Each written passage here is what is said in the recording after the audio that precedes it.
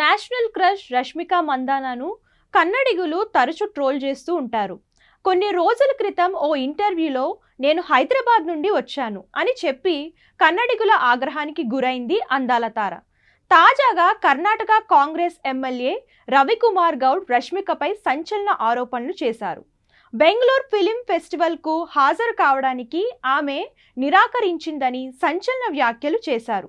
గతంలో రష్మిక మందానాను ఫిలిం ఫెస్టివల్కు ఆహ్వానించినప్పుడు నేను హైదరాబాద్లో ఉన్నాను, కర్ణాటక ఎక్కడుందో నాకు తెలియదు, నాకు సమయం లేదు, నేను రాలేను అని చెప్పింది. మా ఎమ్మెల్యేలలో ఒకరు ఆమె ఇంటికి వెళ్ళి డజన్ల కొద్దీ ఫోన్ చేసినా ఆమె స్పందించలేదు. రష్మిక ఇప్పటికీ కన్నడ గురించి చాలా అహంకారంతో మాట్లాడుతుంది.